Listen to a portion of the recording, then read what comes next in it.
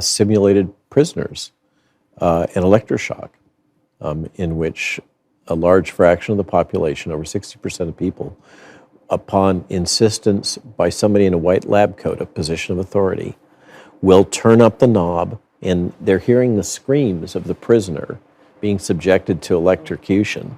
And they'll turn it up to a lethal level if they're told that they need to because the person isn't giving the right answer.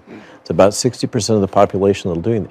So the good news is that a little over 30% of the population won't go along with that.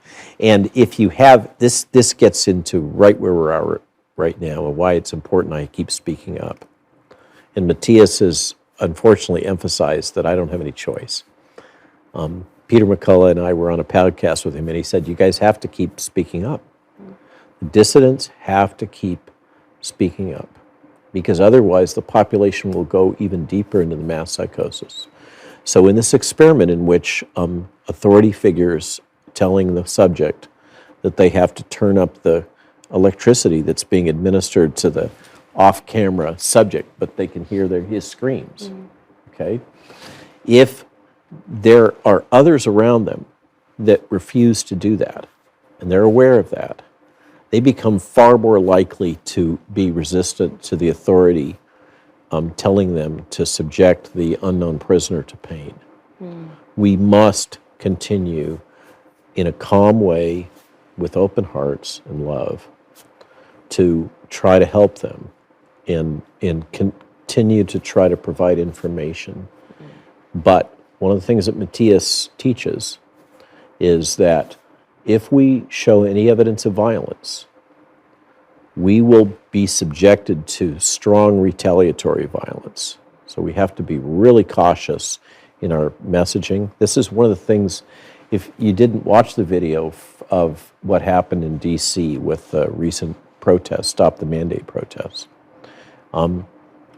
we were really careful. J.P. Sears, said, we all need to love each other. Messaging all the way through that. Everybody was so afraid that we were going to have hostiles come in and disrupt that rally and trigger a January 6th, okay? And it was going to be violent. There were people that were supposed to be speakers that wouldn't come because they thought it was going to go violent, and it didn't. Right. We stayed calm, and I heard from people in the crowd that as they were walking from the Washington Monument down to the Lincoln Memorial, people were calling to each other saying, I love you. And there was a moment in the crowd where one of the speakers asked everybody to turn around and hug their neighbor. This is where we have to be.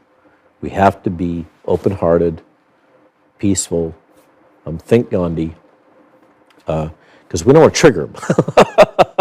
I could not. Because they can be triggered, Without and question. we will not like that very much.